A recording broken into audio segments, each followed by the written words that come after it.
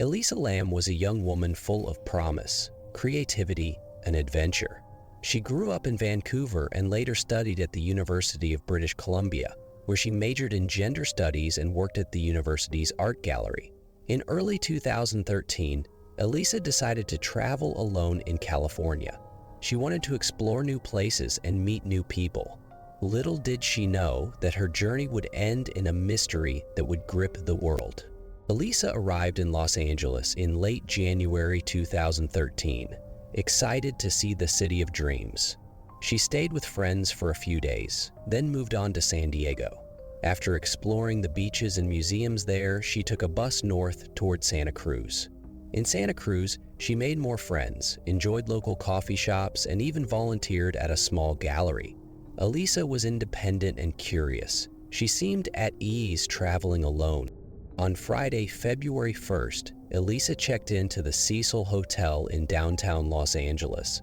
The Cecil had a dark history of crime and tragedy, dating back to the late 1920s. Many guests reported strange noises, odd sights, and even violence. Despite its reputation, the hotel was popular for short-term stays and budget travelers.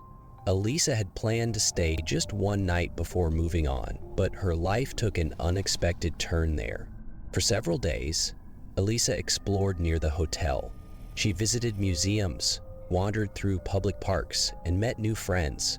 On Sunday, February 3rd, she texted her parents, telling them she was doing well. Then, for reasons still unclear, Elisa stopped communicating. Her family grew worried. She was never out of touch for long. They had texted and called her for nearly 2 weeks without a reply. On Sunday, February 17th, Elisa's family filed a missing person report in Vancouver. Police officers in Los Angeles also began searching. They reviewed hotel records, talked to staff, and checked surveillance cameras. Then, on Monday, February 18th, security staff at the Cecil Hotel discovered something shocking. They heard water running in the rooftop water tank room. When they opened the tank, they found Elisa's body floating in cold water. Her hands and face were just above the surface, and one leg was out of the water. The discovery was horrifying for everyone involved. How could a young woman climb into a locked water tank on the roof? The hotel's security cameras had been turned off that night, but one camera in an elevator lobby had captured Elisa acting strangely. The footage lasted nearly 4 minutes. In it, Elisa stepped into the elevator, pressed multiple buttons, and peeked out as the doors paused between floors. She stepped in and out again, waved her arms, and appeared scared. Sometimes she leaned against the wall as if hiding from someone. She finally left on foot, heading back up to the lobby, then vanished from view. People all over the world watched the eerie elevator video and asked the same question. What did Elisa Lam see? Some thought she was hiding from a ghost. Others believed she suffered a mental health crisis. In 2013, Elisa had been diagnosed with bipolar disorder. Friends said she was taking medication, but traveling alone can be stressful. Was her medication working? Had she mixed it with alcohol or drugs by accident? These questions remain unanswered.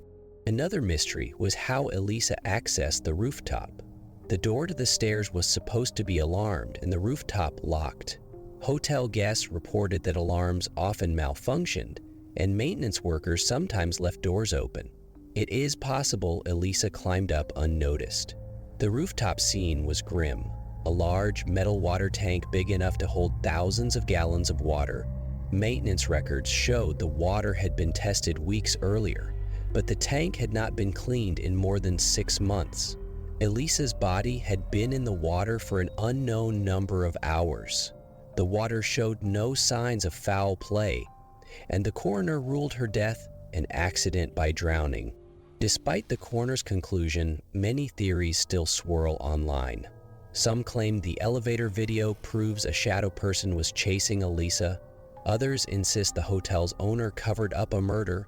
Conspiracy blogs suggest secret experiments or criminal gangs, but none of these theories have credible evidence. Official investigators found no signs of a break-in or foul play.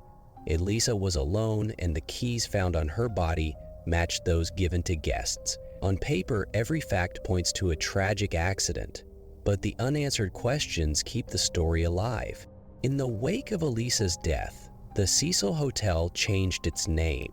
It reopened under new management as the Stay on Main. The new owners revamped the building, removed old signage, and urged staff to treat it as a fresh start. They promised better security, cleaner facilities, and a commitment to guest safety. Yet the hotel's dark past still attracts curious visitors. It often appears in documentaries about unsolved crimes and paranormal investigations.